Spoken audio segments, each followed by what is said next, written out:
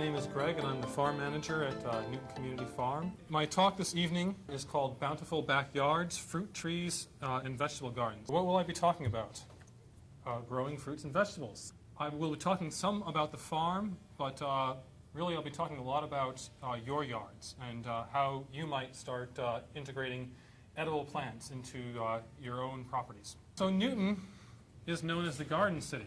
When I first thought about giving this talk, and I thought about Newton, what came to mind was lawns, hemlocks, some arborvitae, and lots of Norway maples. And I don't want to bash those things. The farm, for those of you who have visited, has a nice lawn in the front yard with a big, beautiful purple Norway maple. And I just had it mowed by a volunteer, or an indentured servant, as they might be called. And after it was mowed, I sat back and I looked at my freshly mown lawn and my Norway maple, and I thought, well, this is beautiful. There is something appealing about that environment. But there are other things that you can do with your property that might be more exciting, and that's where I'm headed tonight. So there's another meeting, I hope, of calling Newton the Garden City, and that is the more traditional meaning of garden as a place to grow vegetables. Why is this encouragement to grow food at home part of the mission of Newton Community Farm? Because, as I like to think, local foods ought to start at home. If we actually want to have a local food economy, we have to think very creatively about how to do that. Why not put this huge amount of space that we have in Newton that comprises our yards and some of our public lands, why don't we take that huge amount of space and put it to some more productive use and beautiful use? Every argument that we have for local foods is an argument for growing in our own yards. Vegetables and plants and fruit trees are beautiful. Part of the mission of the farm is to make the farm a place of beauty. I also think that there's a special beauty to plants where form and function combine. I'd like to say a few more things about why we should grow food in our backyard or front yard or side yard. I do think about farming and growing food in spiritual terms. And I believe that the connection with the environment and with the seasons that comes with growing your own food deepens your relationship with the divine, and that this is true for people of all religious persuasions. Why? I think, for one thing, growing your own foods reminds you that humans are in a basic relationship of dependence with something greater than they are. That could be the divine, but it could also just be our dependence on the natural world. We are dependent on the natural world. And it's very easy in our hubris to forget that dependence. It deepens our relationship with the divine because I think life is miraculous. It never ceases to amaze me when I see things like my lettuce germinating, how little I'm actually contributing to what's happening on the farm. I put a seed in the ground, and these things just do what they were made to do or what they evolved to do, or however you think about nature. And it really seems like what I'm doing is just helping them along. And that is an important thing. While nature is miraculous and life will go on, it's also something that we can be involved with. We can be involved with this miracle, and that's a very special thing to me. So being involved with this process leads to the next reason that we should consider growing fruits and vegetables in our own yards. And that is education. This is the big part of our mission at Newton Community Farm. Growing fruits and vegetables, if it does anything, teaches you to be a keen observer of the natural world. It teaches you to be aware of seasons and cycles. It also creates an awareness of place. We also can educate our bodies when we grow our own fruits and vegetables. And we can teach ourselves how to work. We also educate our children by growing fruits and vegetables at our home. They also learn where food comes from. They also learn to love vegetables. Kids also learn to appreciate themselves and take great pride in themselves when they are given tasks that are meaningful. And finally, they can learn that vegetables are fun. I want to talk about the Newton landscape as it exists today. Newton is a beautiful city. It really is a garden city. I just want to ask if there might be other things that we could do in those gardens. There are three sort of universal elements to landscapes as you look around houses. There's trees, there's shrubs, either as foundation plantings or borders, and there's lawn. Think of alternatives to use in each of those three places. I don't mean that we should get rid of all of them, all the existing lawns, all the existing shrubs, trees, and replace them entirely with edibles. I just mean maybe we can, here and there, slip in something edible, like an apple tree instead of a nori maple. And we can create for ourselves little culinary surprises. At this time of year, yesterday was my father's birthday, and his favorite dessert was rhubarb pie. So yesterday, we were able to make rhubarb pie with fresh rhubarb. Here's a shot of someone who has rhubarb growing as an ornamental in their yard, and they can go outside and they can make a pie, or they can make some rhubarb sauce with yogurt. Someone gave me that tip tonight. So you can do this. You don't have to have a traditional garden. You can pop these things in. You could put a cherry tomato in a border, or you could grow some scarlet runner beans along your fence. So this is the kind of thing that I have in mind. And lastly, the cost of typical landscaping. This is another reason to consider integrating edibles into your landscape. What about fruit trees? Well, if you let a fruit tree go, if you don't prune it, then you still are going to have fairly heavy shade. But if you are pruning fruit trees the way they need to be productive, then what you end up with is this dappled shade. It's a very open canopy, and it lets a lot of light through, and you can grow stuff underneath. So if you look at this picture, underneath this tree, there are lots of shrubs growing right up to the trunk of this tree. They're getting plenty of sunshine. These are not shade plants. There are also a lot of fruit trees that have now been dwarfed. This is, I believe, the same tree, both flowering on the left, on your right, and then fruiting. This is called an M9 super dwarf rootstock. This is really popular at orchards these days. This is a mature tree. This is as big as it will ever get. That fruit tree will not shade out anything in your yard. These are also per square foot one of the most productive things that you could plant on an acre of land. This is another example. This is a pear tree. Does anybody care to guess how old this tree is? That tree is about 8 feet tall. Any guesses? 20 years. This tree was planted in 1969. So this is a dwarf rootstock, and it's been kept even shorter by selective pruning. And again, you can see that there is a nice dappled shade with lots growing underneath it.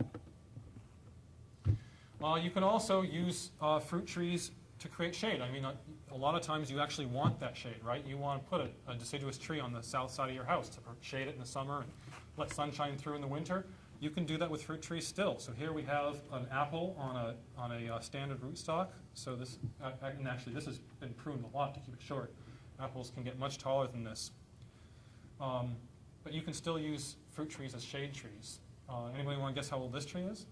100 years. This is probably a 150-year-old tree that still produces fruit. Apple trees will produce for over 200 years. So by planting fruit trees in your yard, not that M9 super dwarf stuff, that'll only produce for maybe 10 or 15 years. But if you put in a standard apple tree like this, you are really making a contribution to the future, because this will produce for your great-great-grandchildren. And then there are other options. I threw this in. This doesn't have to do with trees, but this has to do with what do you do if you want to get rid of that big nori maple that's shading the south side of your house and also your garden plot, but you still want to have your house shaded.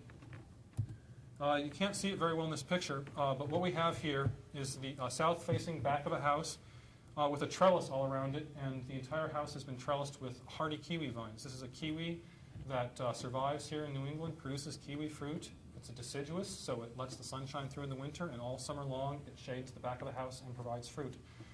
It doesn't shade the yard, so you can have a nice big garden outside, so you get both in one. Shade for the house for energy efficiency, sunshine for your yard. You can create, using these fruits and vegetables, you can create a much more environmentally friendly, ecologically diverse ecosystem in your yard.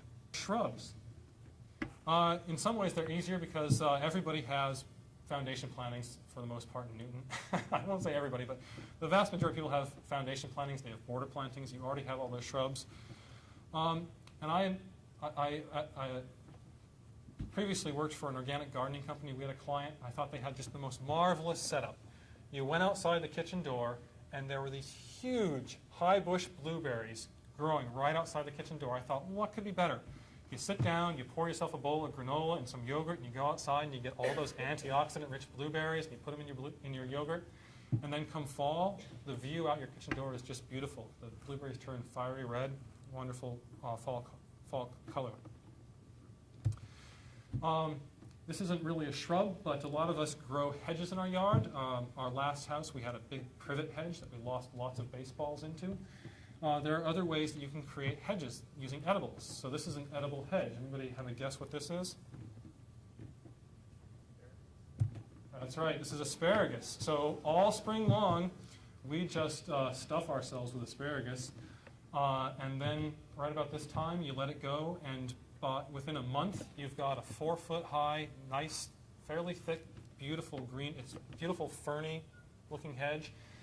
You don't lose baseballs into it because down below it's still open a bit, but this makes a really wonderful hedge. If you come visit our farm and park on Winchester Street, this is what you'll see as you walk into the farm along the main path. You'll have a hedge, asparagus hedge on one side, and the other side you'll have trellised grapes. So we have a corridor, an edible corridor.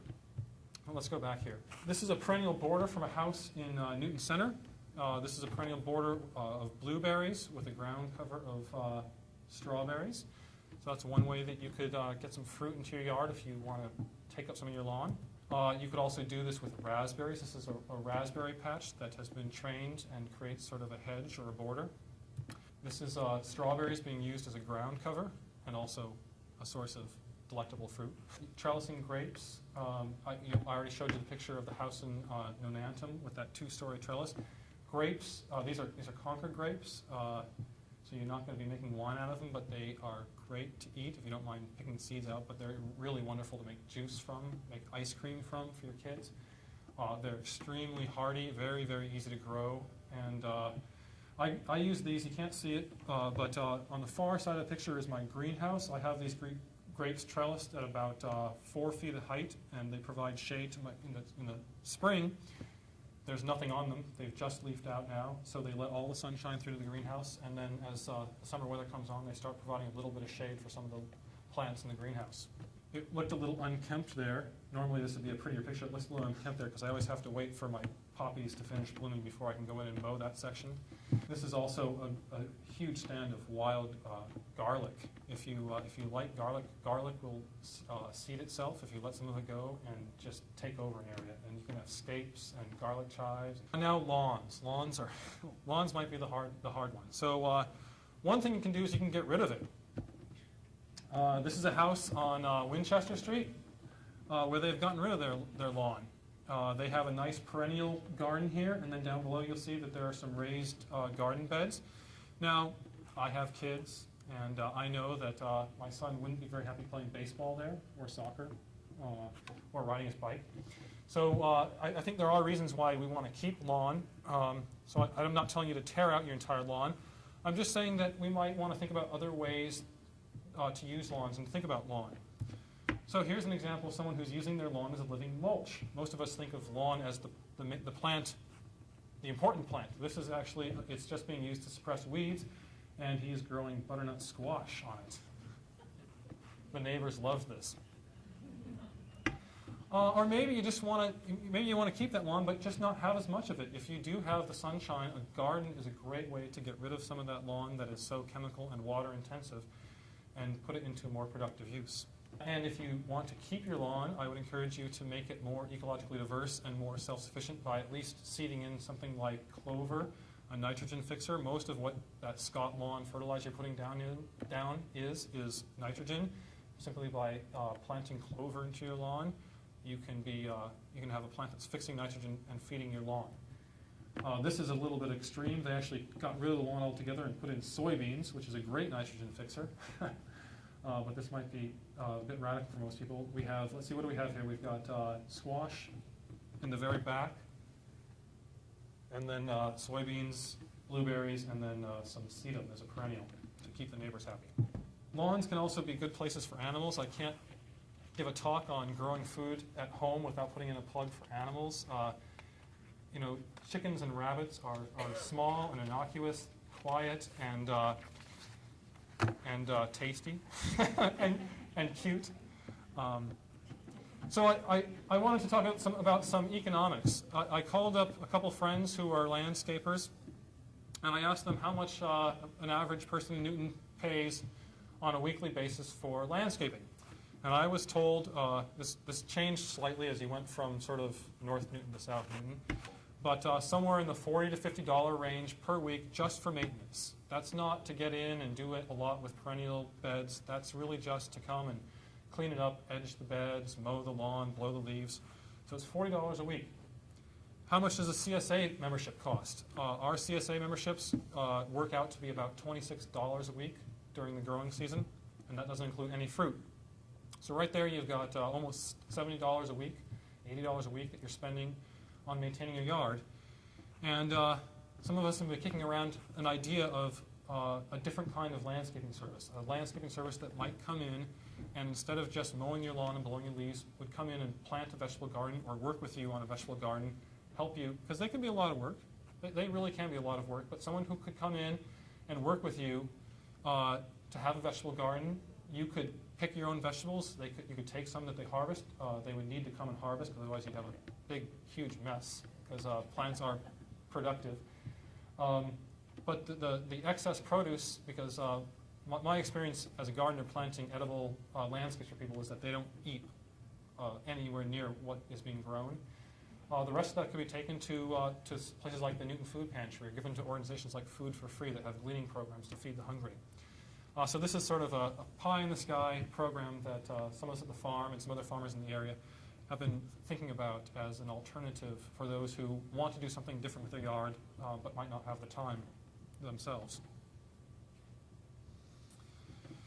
So I wanted to just remind everyone that I'm not asking you all to become homesteaders. I'm just talking about ways that you can integrate a little bit of productive fruits and vegetables into your yard. And how you do that kind of depends on your taste, no pun intended. So there are traditional gardens. This is a small garden. This is, again, Nonantum. This is an Italian guy who used to work at Angino Farm many, many years ago, and has been a great help to me learning about the history of my farm. So you could have a traditional garden. You don't have to get into a lot of expensive equipment. This is all hand dug. He has some low-tech solutions. This is a cold frame where he grows his tomato seedlings. This is a really effective way to grow those tomato seedlings that you'll pay a lot for at Home Depot or anywhere. It's also a great way to grow your own food year-round. You can actually grow food in Newton year-round. This is all spinach grown in a cold frame in Newton Center.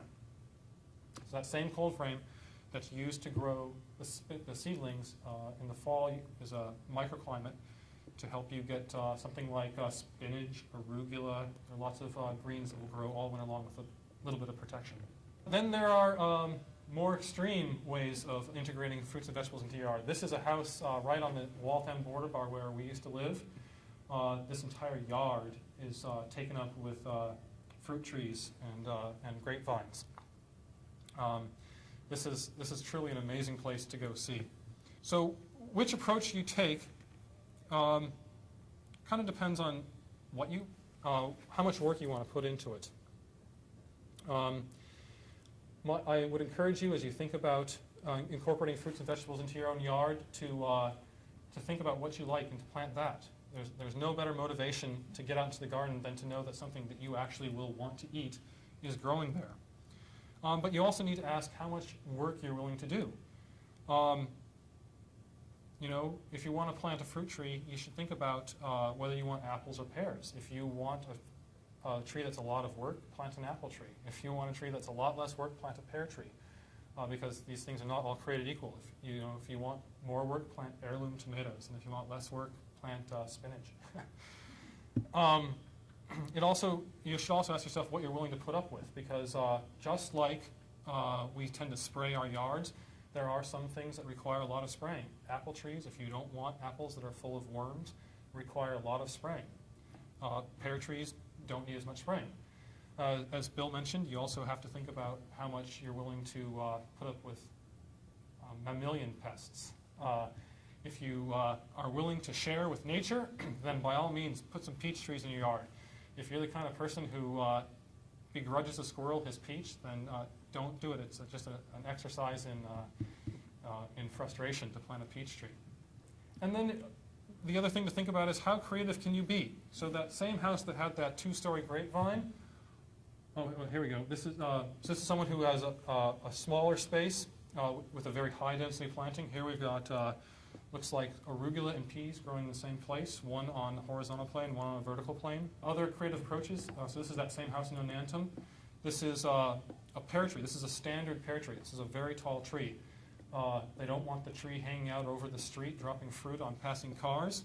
So they have this is not technically espalier because it's on a right angle, but this is essentially an espalier tree. Another view of it from the inside, so that's the same view looking out of the yard. You can see that this pear tree has been flattened out and is growing along a two-story structure. In the foreground there is a cherry tree. And again, you can see how this creates a nice privacy screen. A lot of Newton residents want privacy from their neighbors. But this still allows a lot of light through it. You can think about unused spaces. This is, for those of you who visited the farm, this is a stone retaining wall alongside a driveway. Unused space. And so the former residents planted grapes all along that wall. That wall actually creates a nice microclimate by absorbing a lot of heat and creating a nice environment for the grapes. But it's also a space that otherwise wouldn't be in any kind of productive use. As you hopefully head home tonight to think about how you might incorporate fruits and vegetables into your own yard, what resources might you turn to for help? Well, hopefully, one of them that you will turn to is Newton Community Farm. This is Sam Fogel in this picture. Sam is a board member and a volunteer coordinator, and Sam and I will be teaching a course on growing fruits and vegetables in your yard through Newton Community Education next month. This is something that we will probably repeat as a more intensive course over the winter, the time that makes a little more sense for a course like this. This was something that we did sort of at the last minute, but we want to be a community resource. We want to help people in any way we can doing this sort of thing. There are also some interesting books. Permaculture is a whole philosophy of human habitation of the land that emphasizes a lot of things. What we have picked up on from permaculture at the farm is the idea of a forest garden. So the fruit trees that the conservators purchased for us are being used in this type of garden on the perimeter of our field. These permaculture beds will be planted with fruit trees, mostly pears and Asian pears. Then there will be a shrub layer of blueberries and smaller trees like filberts. And then there will be an herbaceous layer of strawberries for the next 3 or 5 years. As these trees mature and start casting that dappled shade I talked about, then that understory herbaceous layer will be, the strawberries will be pulled out and we'll start growing things like lettuce and spinach in the summer that don't want the intense summer heat and will like that little microclimate that we've created. This is a book on permaculture that's specifically geared towards homeowners. And then this is a 2-volume, the first book of a 2-volume set. Permaculture developed in Tasmania on the other side of the planet. And so there have been a lot of questions about how relevant it is. A lot of the trees that they talk about, people are like, what is that? I've never heard of that. This is a 2-volume set by some guys out in Holyoke, Massachusetts.